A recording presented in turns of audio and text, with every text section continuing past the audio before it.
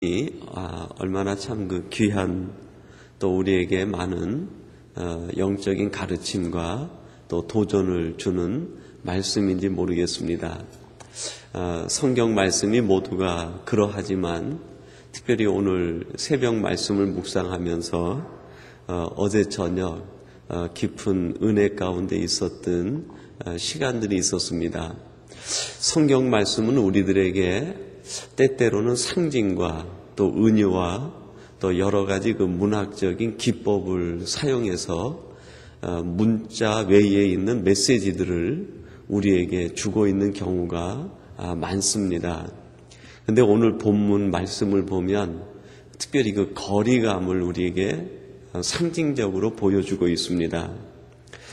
말씀을 깊이 구절구절 묵상하기 전에 전체적인 그 내용을 보면 그런 그림이 연상이 됩니다. 이스라엘 백성들이 이제 금송아지를 여호와라고 섬기고 노래하고 춤추던 그 진이 있었는데 그 진에서부터 모세가 장막을 아주 포터블로 가지고 진 밖에 나가서 회막을 치게 됩니다. 그리고 모세는 늘 그 회막에 거할 때 하나님께서 그 회막에 구름으로 임재하셔서 마치 친구를 대함같이 모세와 같이 이야기했다. 그런 말씀이 기록이 되어 있어요. 그러면서 오늘 성경은 거리를 보여주는데 진이 있고 거기에서 멀리 떨어져 회막 가운데 하나님과 함께 있는 그 모세를 우리에게 그림으로 이렇게 보여주고 있습니다. 여러분들이 한번 상상력을 동원해 가지고 오늘 본문을 갖고 한번 그림을 그려보세요. 그 그림을 그려보시면서 나는 지금 하나님과 어느 정도 거리에 있는가? 나는 지금 진에 있는가? 아니면 진에서 하나님이 계신 그 임재하는 곳에 가기 위하여 어느 길 중간에 있는가? 그리고 오늘 본문에 보니까 마지막에 여호수아라는 청년은 회막문을 떠나지 않고 그 앞을 지키고 있다, 그렇게 표현합니다. 회막 가까이는 갔는데 회막 속에 들어가지는 못한 여호수아의 모습을 그렇게 그려내고 있습니다. 물론 본문이 가지고 있는 여호수아의 책임은 그 모세가 회막을 비운 사이에 회막을 지키는 임무를 맡고 있는 것으로 그렇게 연상되어집니다. 그러나 거리적인 입장으로 보면은 여호수아는 아직 모세처럼 회막 속에 들어가서 하나님의 깊은 임재와 하나님과의 영적 충만한 교제를 이루지 못하는 청년, 아직 신앙적 미숙 상태에 있다는 것을 우리에게 강조하고 있는 듯 보입니다. 그런데 모세는 어떠합니까? 진을 떠나서 모든 여정을 지나서 오직 하나님이 계신 그 속에서 하나님과 깊은 친밀감을 느끼고 있는 모세의 모습을 보여줍니다. 본문을 보면서 참 부러웠습니다. 모세가 부러웠고 모세처럼 진을 완전히 떠나서 하나님과 더불어 깊은 친밀감을 느낄 수 있는 그 모세의 삶과 모세의 모든 생활과 모세의 깊은 영적인 상태가 대단히 부럽고 내 매일매일의 삶이 이러했으면 좋겠다 하는 기도와 더불어서 오늘 새벽 말씀을 준비를 했습니다. 여러분이 거리라는 것은 꼭 세상을 등진다는 뜻은 아닐 것입니다. 불교는 세상을 등지는 것이 곧 신에게 가까워지는 것이다, 그렇게 생각을 하고 속세를 떠납니다. 때로는 자신이 책임져야 될 그 책임을 끊는 것을, 그 책임을 회피하는 것을 오히려 신앙적으로 묘사할 때가 있는데 기독교의 영성은 그것이 아닌 것 같아요. 오히려 책임을 지면서 책임을 더 지기 위해서 오히려 진을 떠나 내 인생의 여정을 지나 하나님과 더불어 깊은 친밀감을 갖는 것 아니겠습니까? 모세가 진을 떠나서 회막 속에 깊이 하나님과 친밀감을 누렸던 것은 불교적 영성이 아니라 하나님과 더불어 친밀감을 느끼고 변화된 삶을 가지고 다시 진으로 돌아옵니다. 그리고 책임져야 될 백성들을 40년 동안 어깨에 짊어지고 그 사명을 감당해 나가죠. 이것이 우리 기독교 영성과 일반 종교적 영성의 차이가 아니겠습니까? 오늘 여러분들이 지금 하나님 앞에 와 계신 이 시간도 어떻게 보면 하나님의 임재 속에 깊은 친밀감을 경험하는 시간 아니겠습니까? 그렇다고 하면 오늘 우리들은 단순히 새벽 시간을 하나님 앞에 드린 것으로 만족하는 사람이 아니라 여러분 이 시간에 하나님의 깊은 임재를 경험하시고 하나님과 깊은 친밀감을 경험하는 시간이 되시기를 주님의 이름으로 축원합니다. 여러분 어찌 이 시간만 우리가 하나님과 친밀감을 경험하는 시간이겠습니까? 오늘 말씀 7절에 보니까요 이런 말씀이 있습니다. 모세가 항상 장막을 취하여 그렇게 얘기합니다. 아주 재미있는 표현인데요. 모세가 항상 장막을 취해서 자기가 있는 그곳에 장막을 치고 회막이라 이름을 붙이고 그 속에 들어가면 하나님이 거기에 구름으로 임재하셨다는 거예요.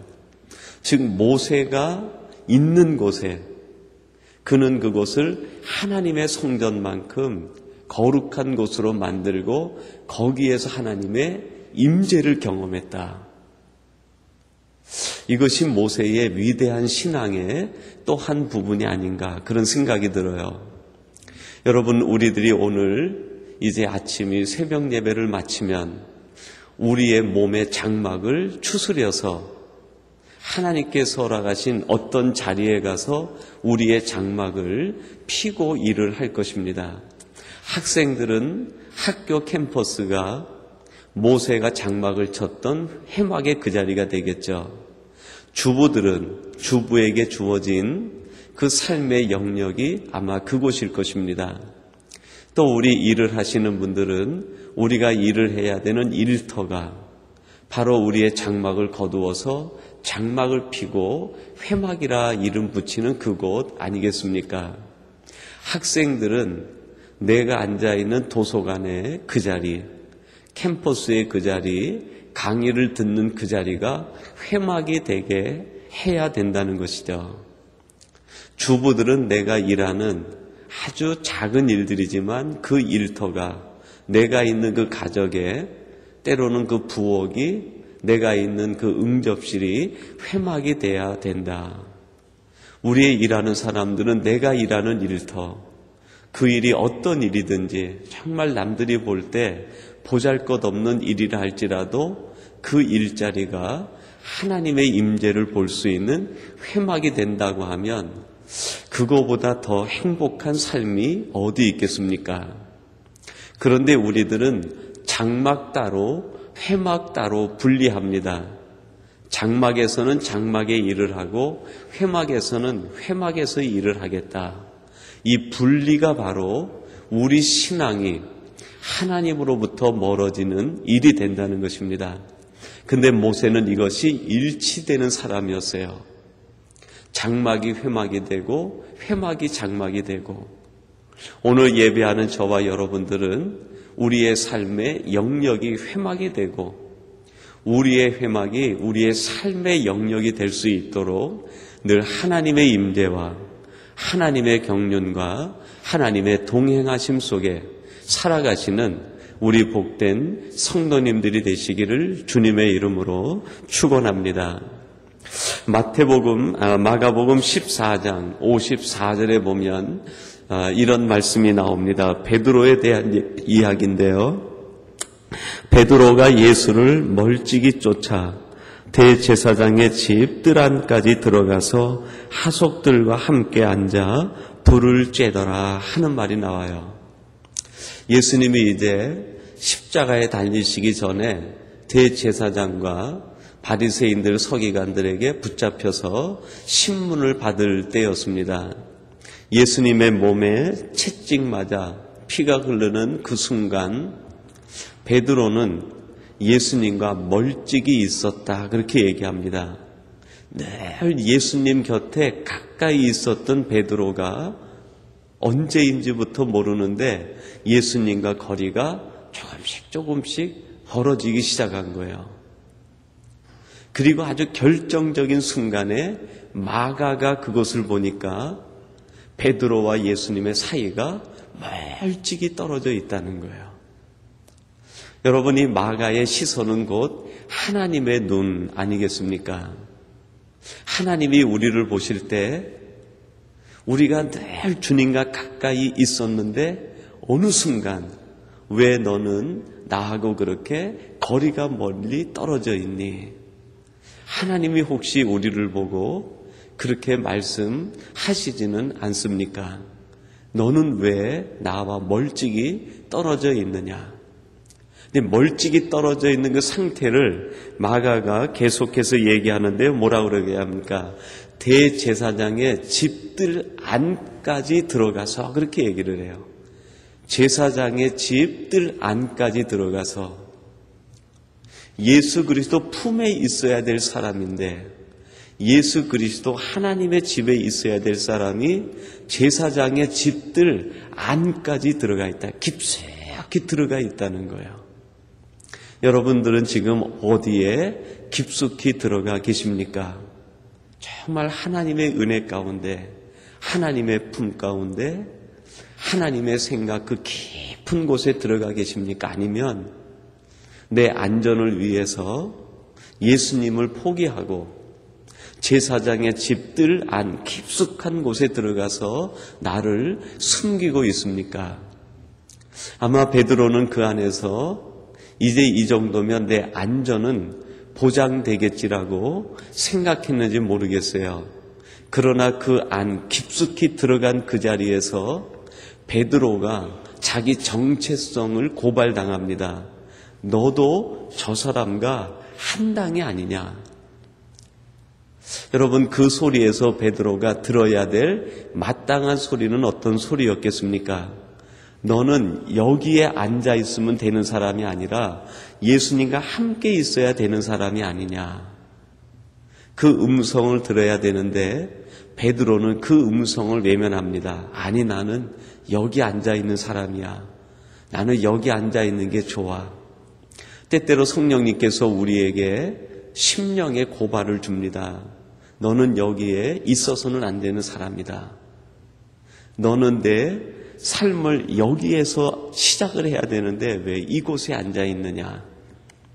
그럴 때 우리가 때때로 성령님의 음성을 혹시 일부러 외면하진 않습니까? 주님, 그 자리는 너무나 고통스럽습니다. 그 자리는 너무나 힘듭니다. 십자가를 질 수 있는 그 자리는 주님이 지시는 자리지 내가 질 자리는 아닙니다. 나는 이곳이 좋습니다. 나는 이곳에서 안식할 수 있습니다. 그러면서 오히려 제사장의 집들 깊숙한 곳에 앉아 있지는 않습니까? 여러분, 그 자리에 앉아 있다는 것이 결국 무엇입니까? 예수님을 십자가에 못 박는 것에 동조한다는 것이죠.